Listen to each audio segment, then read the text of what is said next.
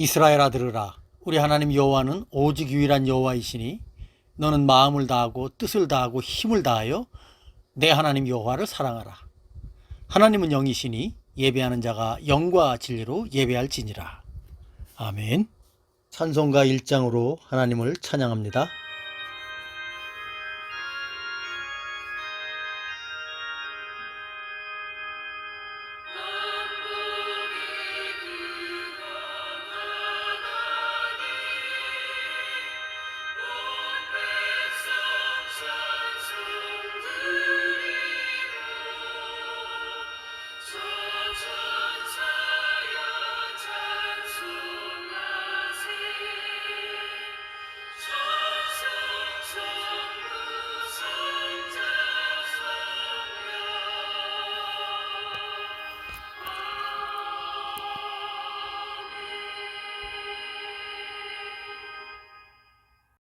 사도신경으로 우리의 신앙을 고백합니다.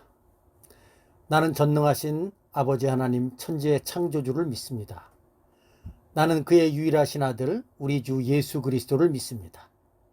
그는 성령으로 잉태되어 동정녀 마리아에게서 나시고 본디오 빌라도에게 고난을 받아 십자가에 못 박혀 죽으시고 장사된 지 사흘 만에 죽은 자 가운데서 다시 살아나셨으며 하늘에 오르시어 전능하신 아버지 하나님 우편에 앉아 계시다가 거기로부터 살아있는 자와 죽은 자를 심판하러 오십니다. 나는 성령을 믿으며 거룩한 공교회와 성도의 교제와 죄를 용서받는 것과 몸의 부활과 영생을 믿습니다. 아멘. 찬송가 36장으로 하나님을 찬양합니다.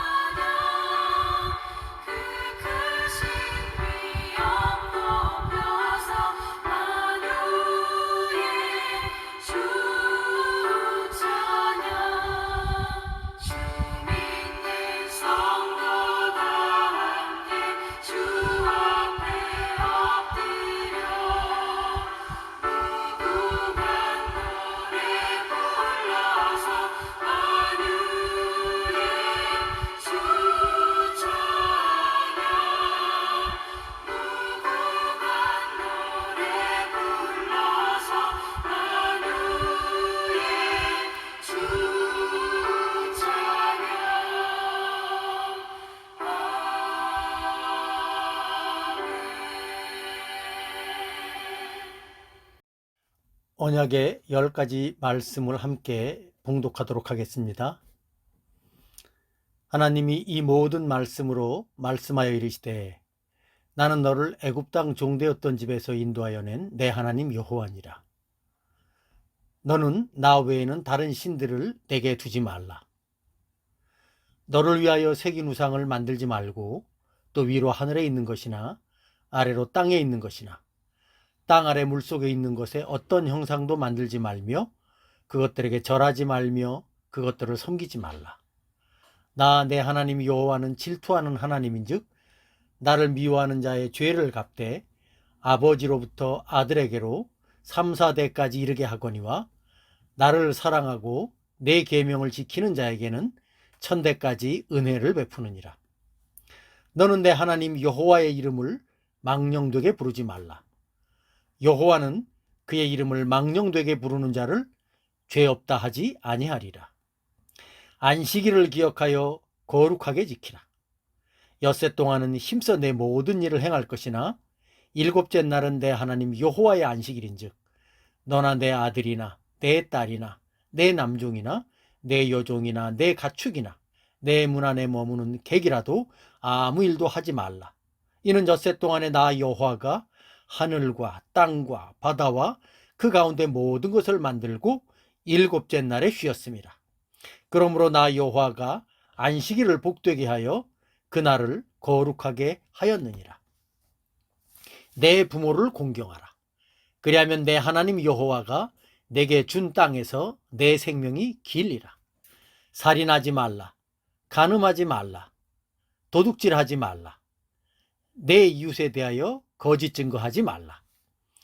내 이웃의 집을 탐내지 말라. 내 이웃의 아내나 그의 남종이나 그의 여종이나 그의 소나 그의 나귀나 물은 내 이웃의 소유를 탐내지 말라.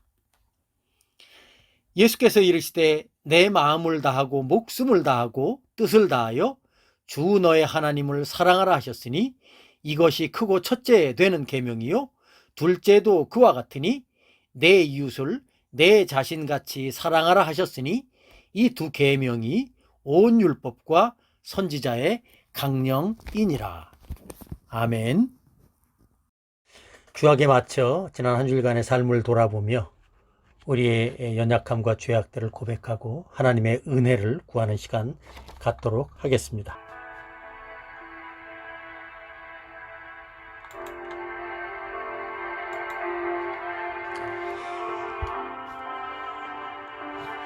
주님, 주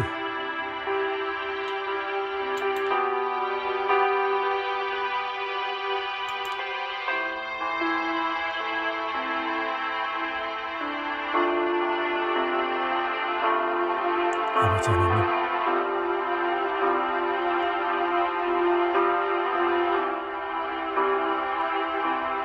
아버지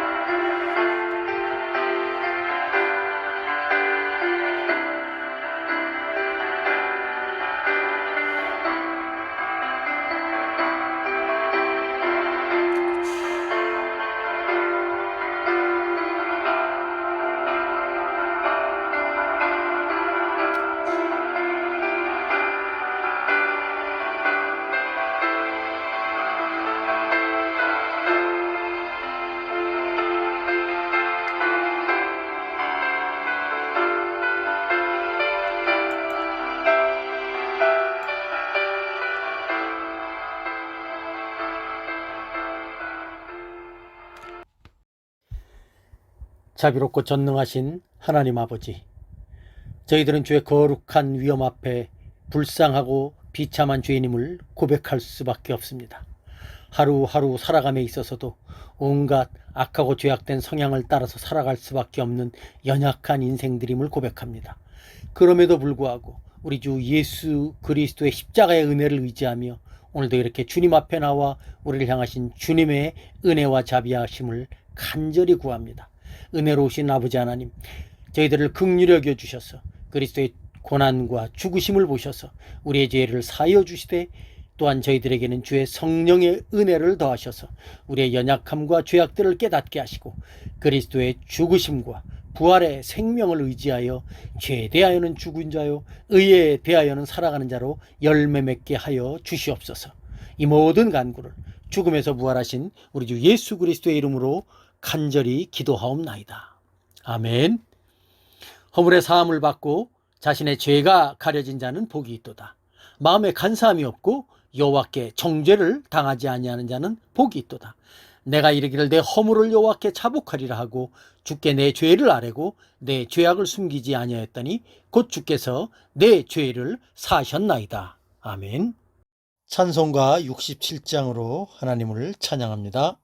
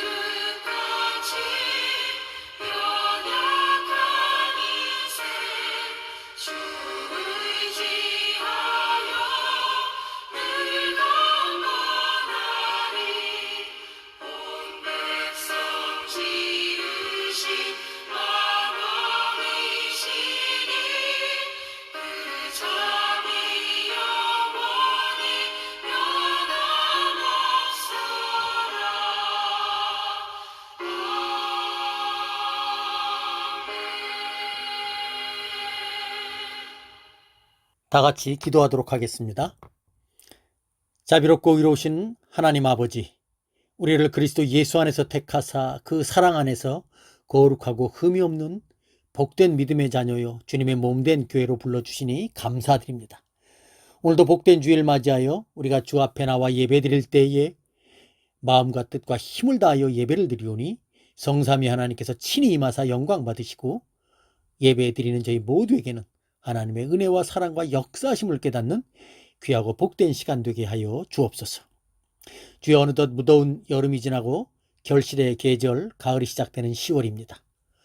봄의 아름다움과 여름의 풍성함과 가을의 충만함을 통해서 하나님의 능력과 손길과 은혜를 다시 한번 깨닫게 해주시고 하루하루를 믿음으로 잘 생활해 나갈 수 있는 우리 모두가 되게 하여 주옵소서. 욥이 고백한 것처럼 우리 모두는 다 적신으로 왔음에 적신으로 갈 수밖에 없는 연약한 인생들입니다. 그럼에도 불구하고 주 예수 안에서 하늘에 속한 신령한 복을 이제 허락받게 되었으니 믿는 신자로서 이 세상을 살아갈 때에 헛된 소망은 내려놓게 하시고 영원한 천국 소망을 따라 하루하루를 믿음으로 복되게 살아가게 하옵소서. 그래서 주님 앞에 설 때에 책망보다는 칭찬을 받을 수 있는 그런 복된 신자의 삶이 되게 하옵소서. 특히 요즘은 코로나로 인해서 더욱더 우리의 삶이 위축되어 있는데 이런 때일수록 말씀과 기도 가운데서 자신을 잘 돌아보면서 하나님께서 기뻐하시는 그런 좋은 성도의 삶을 더욱더 적극적으로 살아갈 수 있도록 인도해 주옵소서. 주여, 우리 군포냐교회 성도들과 가정을 위해서 기도합니다. 성도들에게 허락하신 생업들을 통해서 일용할 양식을 허락해 주시고 감사함과 자족함으로 살아가게 하옵소서. 무엇보다도 코로나의 위험으로부터 보호해 주시고 하루하루를 믿음으로 평안하게 강건하게 잘 생활하게 하옵소서. 또한 우리의 자녀들 역시 그들에게 필요한 은혜를 더해 주셔서 미래의 삶을 준비하는 데 조금도 부족함이 없도록 주께서 인도해 주옵소서. 말씀의 은혜 가운데 지혜와 그리스도인으로서의 성장과 성숙함이 있게 하여 주옵소서. 또한 연로하신 부모님들의 건강도 지켜주시고 특별히 고난 중에 있는 성도들에게 피할 길을 허락해 주셔서 주님께 감사하며 기뻐할 수 있는 그런 복된 시간이 하루속히 돌아올 수 있도록 주여 은혜를 더하여 주시옵소서. 또한 선교지에서 사역을 감당하는 선교사님들과 그 가정을 주께서 붙들어 주시고 함께해 주옵소서. 특별히 우리 교회와 협력하는 전유성, 신성익, 신승훈 선교사님들의 가정과 사역 가운데 늘 함께해 주시길 간절히 소망합니다. 특별히 미얀마에서 사역하시는 신성익 선교사님을 특별히 돌봐주시고 또 새로운 가정을 꾸리신 전유성 선교사님과 그 가정 가운데도 주님의 복된 은혜와 인도하심이 있기를 간절히 소망하오며 이 모든 간구를 살아계신 우리 주 예수님의 이름으로 감사하며 기도하옵나이다. 아멘. 찬송가 455장으로 하나님을 찬양합니다.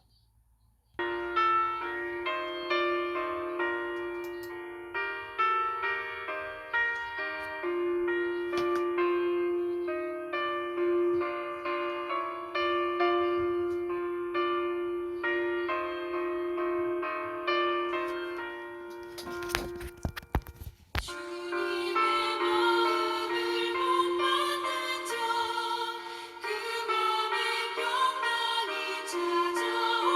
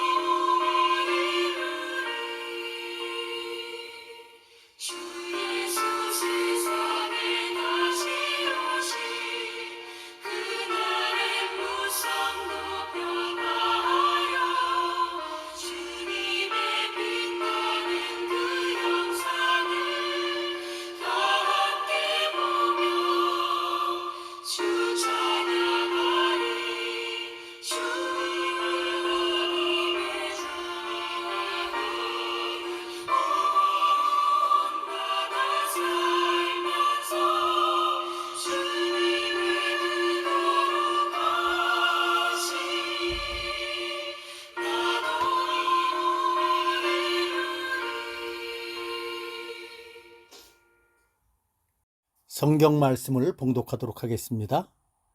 오늘 봉독할 하나님의 말씀은 에베소서 4장 1절부터 6절까지의 말씀입니다.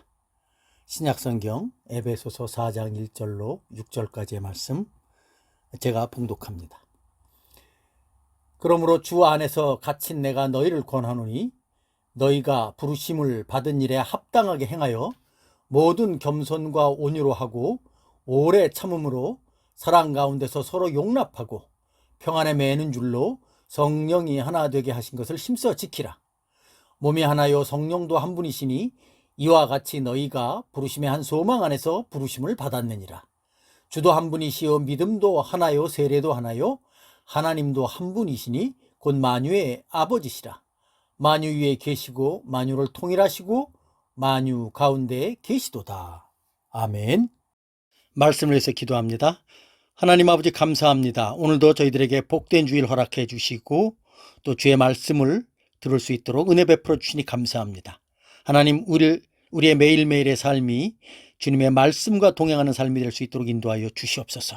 특별히 우리 모든 성도들 함께 모여서 이렇게 주의 말씀을 들을 때에 주의 성령께서 함께 해주셔서 우리의 마음을 열어주시고 그 말씀을 집중해서 들을 수 있도록 인도해 주시며 또 주께서 깨닫게 해주실 때 그 깨달은 말씀 앞에 우리가 더욱더 적극적으로 순종하여 나가면서 하나님의 거룩한 백성들로서의 삶을 잘 살아갈 수 있도록 인도해 주시옵소서.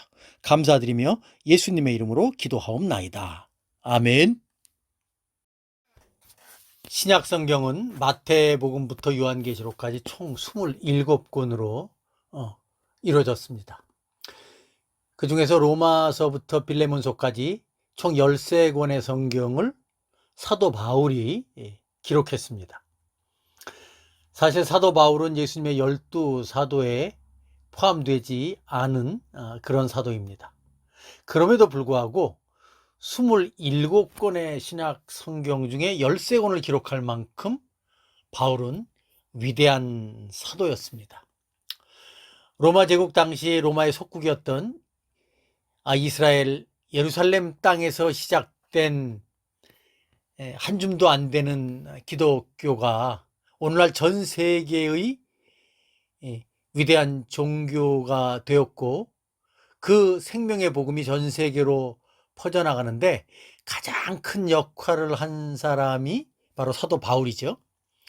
그만큼 기독교에서 바울의 위치는 어느 면에서 보면 예수님 다음으로 가장 큰 영향력을 끼쳤다고 말할 수 있습니다. 바울이 기록한 13권의 서신서를 보면 어느 것 하나 빠뜨리지 않고 공통적으로 드러나는 특징이 있죠. 그것은 바로 모든 서신서가 전반부는 기독교의 교리를 가르치고 있고 후반부는 그 교리에 대한 삶의 문제, 생활의 문제들을 다룬다는 것이죠. 물론 서신서마다 약간의 차이점은 있지만 바울의 대부분의 서신서는 바로 그런 구조를 보여주고 있습니다. 우리가 이 에베소서를 한 2달 정도 살펴봤는데 이 에베소서 역시 그런 구조로 되어 있습니다.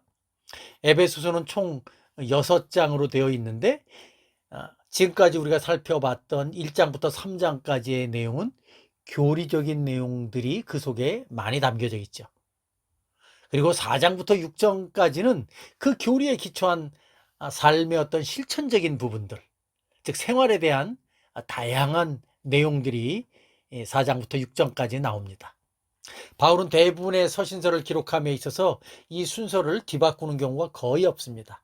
왜냐하면 신자의 복되고 거룩한 삶은 항상 교리에 기초한 그러한 삶이어야 하기 때문이죠.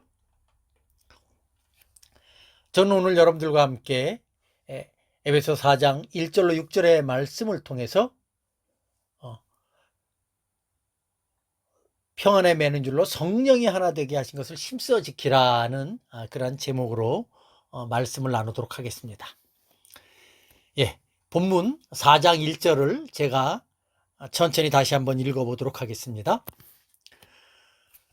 그러므로 주 안에서 갇힌 내가 너희를 권하노니 너희가 부르심에 받은 일에 합당하게 행하여. 사도 바울은 예수 그리스도의 복음으로 인해서 그가 지금 로마의 감옥에 갇혀 있음에도 불구하고 사도로서 밖에 있는 성도들에게 신자로 교회로 부르심을 받은 일에 합당하게 행할 것을 다시 한번 강조해서 명령해 주고 있습니다. 오늘 본문에 나오는 부르심에 합당하게 행하라는 이 말은 하나님께서 예수 믿는 신자들을 복음으로 불러주셨는데 그 하나님의 부르심에 조화롭게 어울리게 걸맞게 행하라는 뜻입니다. 다시 말하면 하나님께서 신자들을 그리스도 안에서 복음으로 부르셨는데 그 부르심에 걸맞게 살아가라는 뜻이죠. 우리는 이런 말씀을 대하게 되면 뭔가 신자로서 어떤 행동으로 그의 삶으로 무엇인가를 보여주어야 한다. 즉 신자의 삶은 행동으로 결정된다라는 그런 생각을 하게 되죠. 그런데 사실 이 부르심에 합당하게 행하라 하는 이 말씀은 그런 어떤 행동을 이렇게 강조하는 말이라기보다는 다른 의미가 이 속에 담겨 있음을 우리는 먼저 이해할 필요가 있습니다. 여러분, 인간의 삶을 지배하는 아주 중요한 두 개의 단어를 생각해 본다면 한 개의 단어는 존재, being이라는 그러한 단어를 생각해 볼 수 있을 것이고요. 또 다른 한 개의 단어를 생각해 본다면 행함, 행동, doing이라는 단어를 생각해 볼 수 있을 것입니다. 여러분, 이 being과 doing 이 두 개의 단어 중 하나님께서 우선적으로 먼저 관심을 가질 만한 단어는 무엇일까요? 그것은 아마 doing이 아닌 being일 것입니다. 즉 행동이 아닌 어떤 존재라고 하는 것이 하나님께서 더 큰 관심을 가지게 되는 것이 아닐까 싶습니다. 왜냐하면 인간의 행동이라는 것은 그가 어떤 존재인가에 따라서 좌우되기 때문이죠. 즉 doing이 being을 결정하는 것이 아니라 being이 doing을 결정하게 된다는 것이죠. 사람은 반드시 그 존재로부터 행동이 나오게 돼 있죠. 바울이 오늘 그의 서신서에서 교리를 먼저 강조하는 것도 예수 믿는 신자됨의 존재에 대한 설명을 교리, 복음의 교리를 통해서 먼저 보여주고 드러내 준 것이 아닌가, 그런 생각을 해볼 수가 있는 것이죠. 여러분, 하나님께서 그리스도 안에서 십자가의 복음으로 우리를 구속하신 이유가 무엇일까요? 우리 인간의 행위가 부패했기 때문일까요? 그렇지 않습니다. 만일 하나님께서 우리 인간의 부패한 행위를 구속하시려고 했다면 하나님은 우리의 행위를 거룩하게 함을 통해서 우리를 구속하셨을 것입니다. 그러나 하나님은 그렇게 하지 않으셨죠? 하나님께서 그리스도를 통해서 우리의 행위가 아닌 그리스도의 은혜를 통해서 그리스도의 정말 온전하신 순종하심을 통해서 우리를 구속하신 이유는 바로 우리의 존재 자체가 타락하고 부패되었기 때문이죠. 즉 그리스도의 구속 사건이 필요한 이유는 우리 인간의 행위 때문이 아니라 인간 존재의 부패함 때문이라는 것을 우리는 성경을 통해서 잘 알 수가 있습니다. 그래서 하나님은 그리스도 안에서 우리를 복음으로 불러주신 것이죠. 우리가 의롭게 되고 구원의 확신을 갖게 되는 것도 우리의 행위가 아닌 예수 그리스도의 공로, 예수 그리스도 안에 있는 하나님의 의로움을 우리가 믿을 때 하나님께서 우리를 의롭다고 그렇게 인정해 주시는 것입니다. 이처럼 정말 이 doing과 being의 문제는 우리가 그리스도의 복음을 이해하는 데도 매우 중요한 개념이 된다는 사실을 우리는 잊지 말아야 합니다. 우리가 이 에베소서 4장 이하의 말씀을 잘 이해하기 위해서 이 부분들을 우리가 어떤 행동의 방점을 맞춰서 이해하려고 하면 우리는 이 말씀을 온전히 이해할 수도 없고 그 말씀을 순종하는데 많은 어려움과 참 고단함이 있을 것입니다. 그러나 우리가 정말 예수 그리스도 안에서 우리의 doing이 먼저가 아니라 being이 그리스도의 은혜 안에서 우리의 존재됨이 먼저 그리스도 안에서 어떻게 만들어졌는가를 이해하게 된다면 우리는 에베소서 4장 이후에 나오는 여러 우리의 어떤 구체적인 행위에 대한 말씀에 대해서도 훨씬 더 정말 넉넉한 마음을 가지고 감사한 마음을 가지고 대할 수 있다는 사실을 우리는 잘 이해할 필요가 있는 것입니다. 그렇기 때문에 이 부르심을 받은 일에 합당하게 행하라 라는 이 말도 행동을 강조하는 말이 아니라 자신의 부르심을 먼저 잘 확인해 보라는 뜻이죠. 그리스도 안에서 자신의 존재됨을 잘 확인해 보라는 뜻입니다. 그럴 때 비로소 그 부르심에 합당한 삶의 자세를 취할 수 있게 된다는 것이죠. 사랑하는 성도 여러분, 우리 모두가 다 예수 그리스도 안에서 부르심을 받은 사람들이라는 사실을 잘 기억하시기 바랍니다. 그러면은 정말 나와 같은 죄인을, 나와 같은 연약한 자를, 나와 같이 부패한 자를 예수 그리스도의 십자가의 공로로 구속해 주시고 우리를 불러주신 그 하나님의 은혜에 대해서 우리가 참으로 감사하게 되고 그 하나님의 그 부르심에 대해서 우리가 즐거워하면서 그 부르심에 조화롭게 균형 있게 우리가 순종하면서 살아갈 수 있게 되는 것이죠. 그것이 바로 부르심에 합당하게 행하라 하는 이 말씀에 참으로 본질적인 의미라는 사실을 우리는 잘 기억해 볼 필요가 있는 것입니다. 그렇다면 부르심에 합당하게 행하라는 그 말씀의 구체적이고 실천적인 모습은 어떻게 드러나야 할까요?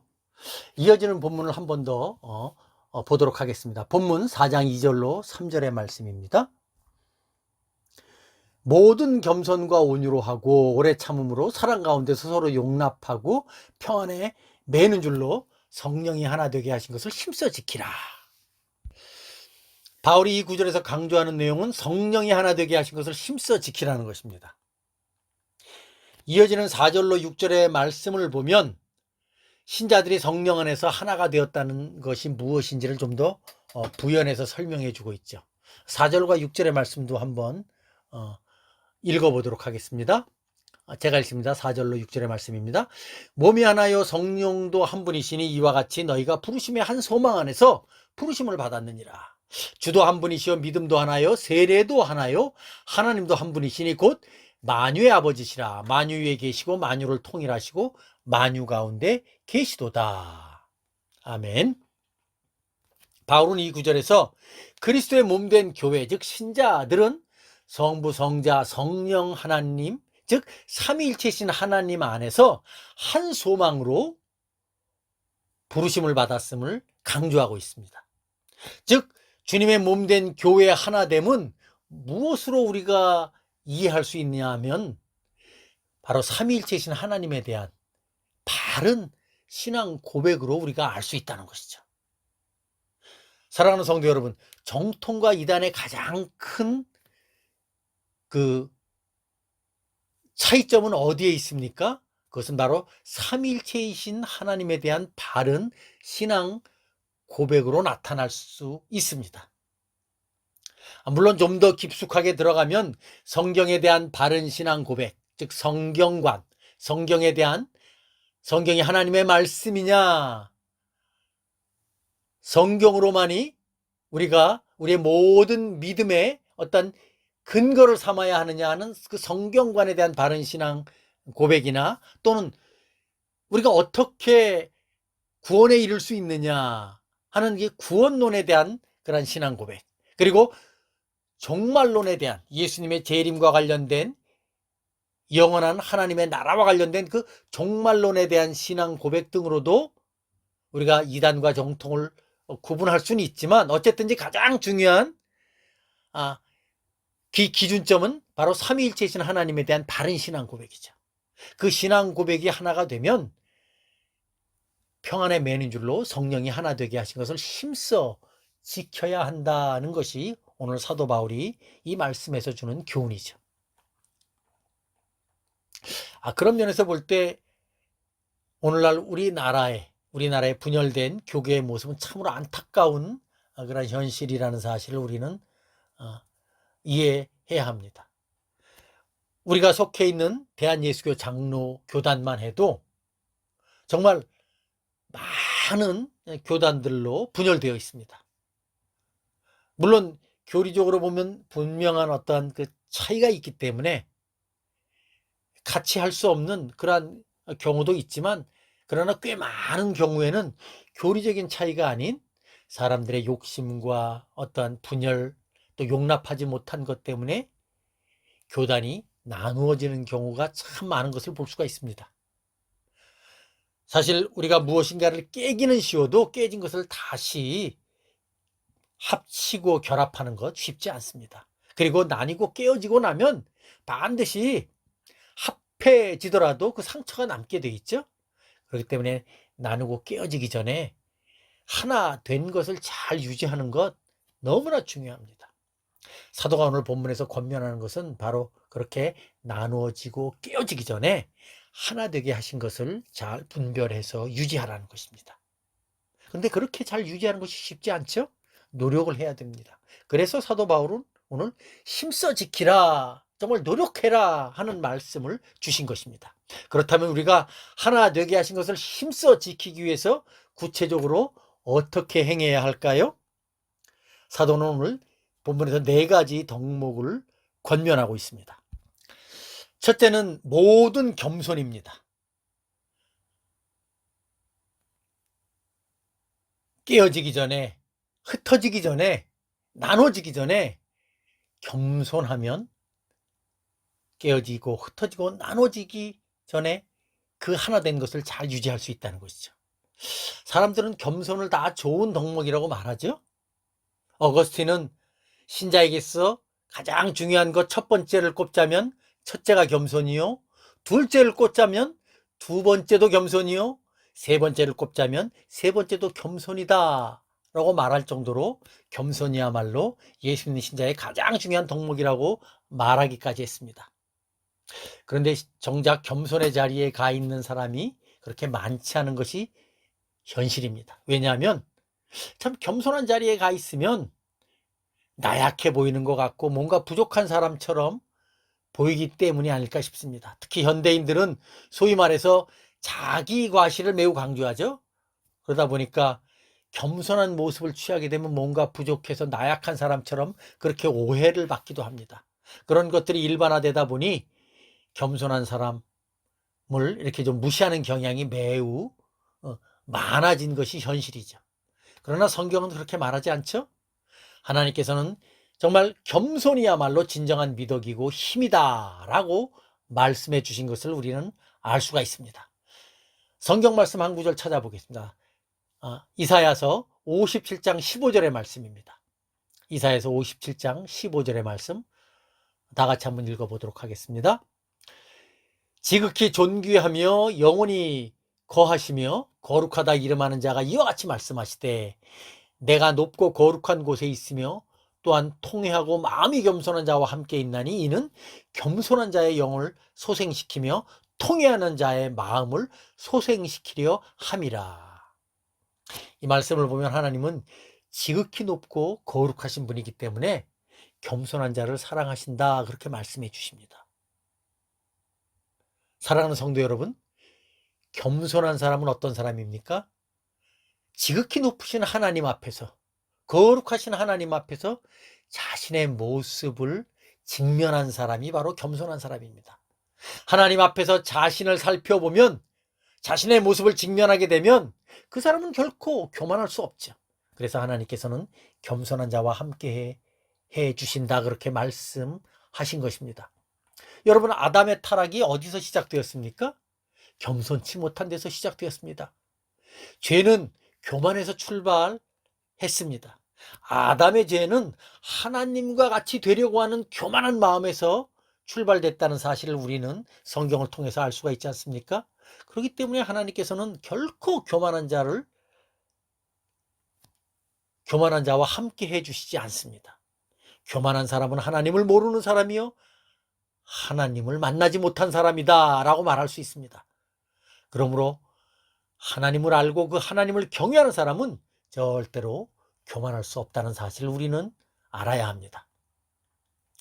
그렇다면 하나님을 알고 경외하는 신자는 다른 사람을 향해서 어떻게 대해야 할까요?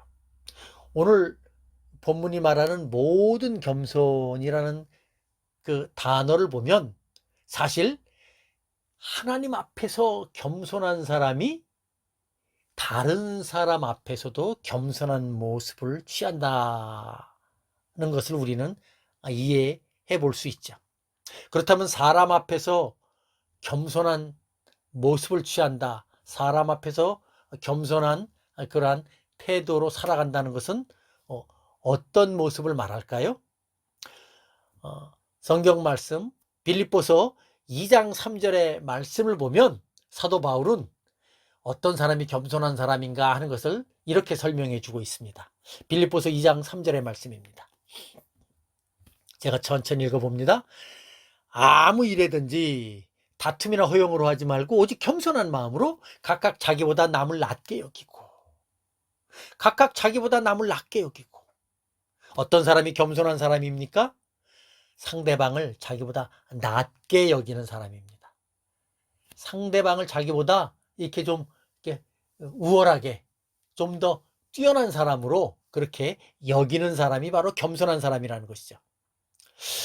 여러분, 여기서 낮게, 좀 더 이렇게 좀 좋게 그렇게 상대방을 지켜 세운다는 말은 다른 의미로 말하면 자기 자신의 한계를 인정하는 사람을 말합니다. 또는 상대방이 좀 잘못했을 때 그 사람을 잘 용납해 줍니다. 다른 사람의 잘못과 실수에 대해서 자신도 그럴 수 있음을, 아니 좀 더 나아가면 자신은 그와 같은 상황 속에서 저 사람보다 더 못할 수도 있음을 인정하는 사람을 말합니다. 그런 사람이 참으로 겸손한 사람이요, 자신보다 남을 더 낮게 여기는 사람이죠. 예수님께서는 산상수훈에서 이런 겸손함을 가르치실 때 어떻게 가르치셨습니까? 이렇게 가르치셨죠. 자신의 잘못은 들보처럼 보라고 말씀해 주시면서 상대방, 다른 사람의 잘못에 대해서는 아주 작은 티끌처럼 보라고 그렇게 말씀해 주셨습니다. 그런 사람이 바로 겸손한 사람이라는 것이죠. 그런 자세로 다른 사람을 대한다면 그는 하나님이 인정해 주시는 그런 겸손한 사람이다라고 예수님께서 말씀을 해 주셨습니다. 사랑하는 성도 여러분, 이런 겸손의 태도는 지위, 고하, 남녀노소를 불문하고 누구나 가져야 할 정말 참된 신자의 태도라는 사실을 우리는 기억해야 할 것입니다. 우리가 이런 겸손한 태도를 갖고 살아갈 때 우리는 평안에 매는 줄로 성령이 하나 되게 하신 것을 힘써 지켜나갈 수 있다는 것이죠. 그리고 무엇보다도 우리가 진정으로 겸손한 마음을 가지려면 예수 그리스도의 십자가의 은혜에 깊이 잠겨야 합니다.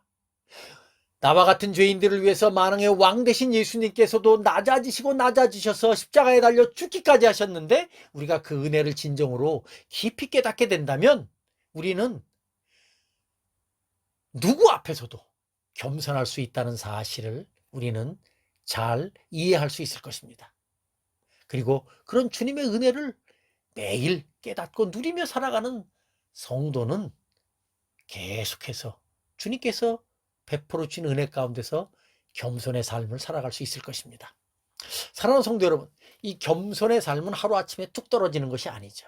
이것은 계속해서 우리가 일상적인 삶을 살아가면서 정말 말씀 안에서 기도하면서 주님의 은혜와 능력 안에서 계속해서 힘쓰고 애써야만 맺혀질 수 있는 성령의 열매라는 사실을 기억하시기 바랍니다. 그러므로 먼저 우리에게 이와 같은 겸손의 마음이 생길 수 있도록 하나님 앞에서 계속해서 기도하시고 말씀의 은혜를 받아 누리시는 우리 모두가 되시길 주님의 이름으로 축원합니다. 그럴 때 우리는 정말 예수 그리스도의 복음의 능력으로, 말씀의 능력으로 겸손한 삶을 살아가게 될 것이고, 그러한 겸손한 삶을 통해서 내가 속해 있는 그 공동체 가운데 하나 되게 하는 귀한 아름다운 역할을 할 수가 있을 것입니다. 이런 겸손한 사람만이 정말 교회뿐만이 아니라 가정과 직장, 사업장에도 귀한 향기를 발하게 됩니다. 사랑하는 성도 여러분, 우리가 만나는 사람 누구를 막론하든지 나보다 더 낫다는 생각을 갖고 살아가시기 바랍니다. 그냥 속에는 그렇지 않은데 겉으로만 그렇게 생각하라는 뜻이 아니라 정말 예수 그리스도의 은혜 가운데서 다른 사람을 향한 사랑의 마음을 가지고 그를 존귀히 여기는 그러한 마음을 대할 때 저와 여러분들의 마음속에는 하나님께서 주시는 그 겸손의 풍성한 열매가 맺혀지게 될 것입니다. 그런 복된 은혜가 있는 저와 여러분 되실 주님의 이름으로 축원합니다. 두 번째는 온유함입니다. 겸손이 마음가짐이라면 온유는 겸손에서 나오는 행동이죠. 성경을 보면 모세를 이 세상에서 가장 온유한 사람이라고 말했습니다. 그렇다면 온유한 사람은 결코 나약한 사람이 아니라는 사실을 우리가 이해할 수 있죠. 왜냐하면 모세는 나약한 사람이 아니라 정말 강한 사람이요 위대한 지도자였기 때문이죠. 그렇다면 성경에서는 왜 모세를 온유하다고 말했을까요? 예수님께서 말씀하신 팔복의 말씀을 보면 이렇게 시작하죠. 심령이 가난한 사람, 애통하는 사람, 온유한 사람이 복이 있다고 말씀하셨습니다. 예수님의 팔복의 말씀을 통해서 온유의 마음이 무엇인가 우리는 좀 더 잘 이해할 수 있습니다. 가난한 심령으로 자신의 죄를 깊이 깨달은 사람이 자신의 그 죄 때문에 하나님 앞에서 애통한 마음을 갖고 있는데, 그렇게 자신의 죄를 깊이 깨닫고 애통한 사람이 다른 사람을 향해서 온유한 마음을 품을 수 있다는 것이죠. 결국 성경에서 말하는 온유함이란 자신의 죄로 인해서 애통해 하면서도 자기 자신만 살필 뿐 아니라 다른 사람을 향한 긍휼의 마음을 갖게 되는 것, 그 사람이 바로 온유한 사람이라는 것이죠. 그렇기 때문에 이 온유함이야말로 하나님께서 세우신 한 공동체의 지도자로서 정말 필수적인 덕목이 아닐까 싶습니다. 왜냐하면 정말 참된 온유함을 가진 사람은 공동체 전체를 보면서도 한 사람 한 사람 귀하게 살펴볼 수 있기 때문이죠. 모세는 자신뿐 아니라 다른 사람을 향해서도 온유한 마음을 가졌습니다. 그래서 하나님은 모세를 이 세상에서 당대에 가장 온유한 사람이다, 그렇게 말씀해 주신 것이죠. 온유한 사람은 자신을 주장하지 않죠. 하나님의 뜻을 구합니다. 그렇기 때문에 온유한 사람이 있을 때 그 공동체가 하나로 유지될 수 있는 것이죠. 사랑하는 성도 여러분, 어떠한 경우에도 자신의 생각과 의견을 관찰하기보다는 하나님의 뜻을 먼저 구하면서 다른 사람의 말에 귀를 기울이시기 바랍니다. 그러면 우리는 겸손한 마음을 갖게 될 것이고 온유한 태도가 나오게 될 것입니다. 그리고 하나님께서는 그러한 사람을 통해서 주님께서 세우신 공동체를 하나로 더욱더 든든하게 세워 나가신다는 사실을 우리는 말씀을 통해서 이해할 수 있죠. 세 번째는 오래 참는 것입니다. 무엇을 오래 참으라고 말합니까? 다른 사람의 잘못에 대해서 오래 참으라고 말씀하시는 것입니다. 다른 사람이 잘한 것에 대해서는 오래 참지 말고 빨리 칭찬해 주시기 바랍니다. 그러나 다른 사람이 잘못한 것에 대해서 한 번 더 생각해 보면서 인내하시고 기다리시기 바랍니다. 그럴 때 우리는 하나가 될 수 있죠. 이 세상 가운데서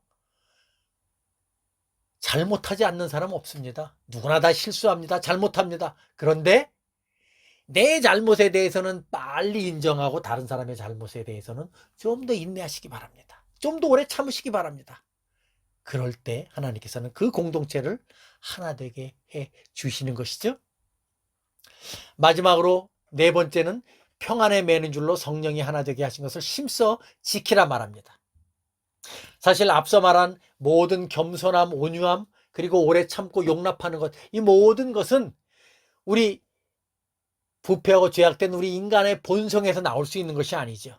이 모든 것은 어쩌면 성령께서 예수 그리스도의 십자가의 은혜를 우리에게 깨닫게 해주실 때, 예수님의 그 십자가의 사랑을 우리가 깊이 깨닫고 의지할 때 우리에게서 생겨날 수 있는 것입니다. 이것은 하나님께서 우리에게 주신 참으로 복된 하늘에 속한 신령한 성품이라는 사실을 우리는 잘 이해해야 합니다.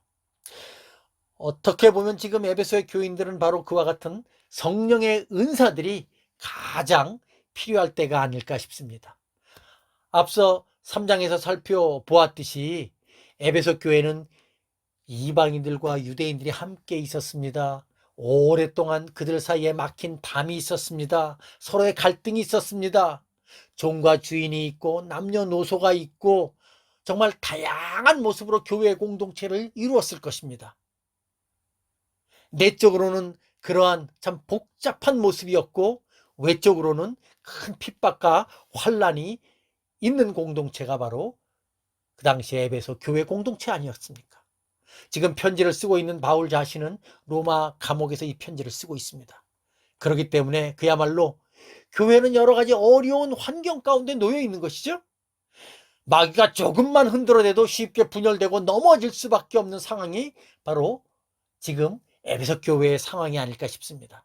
그렇기 때문에 사도는 평안에 매는 줄로 성령께서 하나 되게 하신 것을 힘써 지키라고 말씀하신 것입니다. 사람을 의지하지 말라는 것이죠. 성령을 의지하라는 것이죠. 하나님의 은혜, 복음만 의지하라는 것이죠. 주님께서 우리에게 보여주신 그 겸손의 모범을 보고 배우라는 것입니다. 그럴 때 교회가 하나 될 수 있다는 것이죠. 다른 사람의 잘못에 대해서 온유한 마음으로 참고 기다리며 인내하라는 것입니다. 그럴 때 교회가 하나 될 수 있다는 것이죠. 평안에 매는 줄로 하나가 된다는 것입니다. 그것만이 주님의 몸된 교회가 이 어지러운 세상 가운데서 하나가 되고 주님의 아름다운 덕스러운 향기와 덕스러움을 드러낼 수 있는 그러한 모습이 된다는 것입니다. 사도 바울은 오늘 그러한 교회의 아름다운 모습을 성도들의 구체적인 삶의 모습을 통해서 잘 드러낼 것을 오늘 말씀을 통해서 가르치고 있는 것입니다. 이제 설교를 맺겠습니다. 사도는 성도들의 삶을 위해서 교훈하면서 가장 먼저 교회라는 공동체가 하나가 되어야 한다는 사실을 강조합니다. 성령 안에서 하나님께서 하나 되게 하신 것을 힘써 지키라고 강조하죠. 우리가 인생을 살면서 가장 중요한 공동체가 무엇일까 생각해 보면 많은 사람들은 가정을 생각합니다. 그러나 성도 여러분, 예수 믿는 신자들에게는 가정보다 어느 면에서 보면 교회가 더 훨씬 더 중요하고 원리적인 공동체임을 이해하셔야 됩니다. 왜냐하면 가정은 어느 면에서 보면 교회의 그림자입니다. 교회가 본질이고 가정은 그 교회를 제대로 이해하도록 하기 위해서 하나님께서 이 세상 속에서 허락하신 가장 교회의 본질을 잘 드러내는 샘플이 바로 가정이기 때문이죠. 그렇기 때문에 예수 믿는 신자들에게 있어서는 교회가 의미상 가장 앞서 있는 공동체라는 사실을 기억하셔야 합니다. 그리고 그 교회의 공동체의 가장 중요한 것은 바로 지체들끼리의 하나됨이라는 것이죠. 복음 안에서의 하나됨입니다. 삼위일체이신 하나님을 아는 일에, 그리고 믿는 일에, 그리고 그 하나님의 말씀 앞에 순종하는 일에 하나가 되어야 하는 것입니다. 성도들은 그리스도 안에 있기 때문에 본질적으로 하나라는 사실을 기억하시기 바랍니다. 그리고 그 하나됨을 이 세상 속에서 계속해서 지켜가야 합니다. 마귀는 우리의 하나됨을 흩으려고 하죠. 그러나 그러한 마귀의 괴계에 빠지지 말고 오늘 주님께서 말씀하신 것처럼 평안에 매는 줄로 성령의 하나 되게 하신 것을 힘써 지켜가야 합니다. 그것이 바로 성도가 해야 할 가장 중요한 일이죠. 바라기는 우리 군포약교회가 이 놀라운 교회의 비밀을 잘 깨닫고 그리스도의 복음 안에서 성령 안에서 하나 되는 귀하고 복된 공동체로 잘 세워져 나갈 수 있기를 주님의 이름으로 축원합니다. 하나님 아버지 감사합니다. 오늘도 이렇게 주님의 귀한 말씀 들려주시니 참으로 감사합니다. 주께서 우리를 그리스도 안에서 복음으로 불러주시되 거룩한 교회의 공동체 가운데 세워주시고 그 안에서 모든 믿음과 온유함으로 서로 용납하며 믿음으로 살아가게 하시니 참으로 감사드립니다. 바라기는 이 복된 성도의 삶을 살아감에 있어서 좌우로 흔들리지 않게 해주시고 평안에 매는 줄로 성령이 하나 되게 하실 것을 힘써 지켜나갈 수 있도록 인도해 주옵소서. 모든 성도들이 매일매일 말씀과 기도 가운데 믿음으로 성장하고 성숙해가는 복된 진보가 있게 하옵소서. 이 모든 간구를 살아계신 우리 주 예수님의 이름으로 감사하며 기도하옵나이다. 아멘. 찬송가 218장으로 하나님을 찬양하도록 하겠습니다.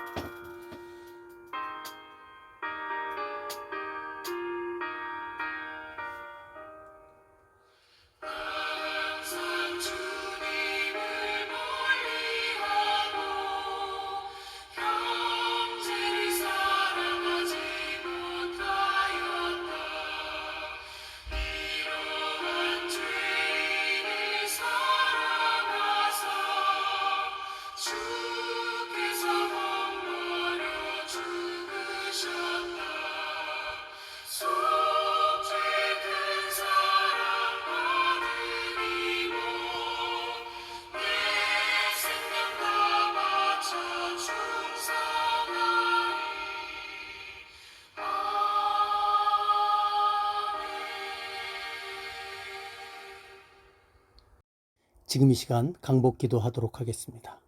우리 주 예수 그리스도의 은혜와 하나님의 만극하신 사랑하심과 성령 하나님의 감화, 감동, 위로 교통하심의 역사가 이제 말씀 듣고 그리스도 안에서 믿음으로 살기로 결심한 우리 모든 성도들과 그들의 가정과 직장과 사업장 위에 그리고 이 나라 이 민족 위에 이제로부터 영원까지 함께 하시기를 간절히 축원하옵나이다. 아멘.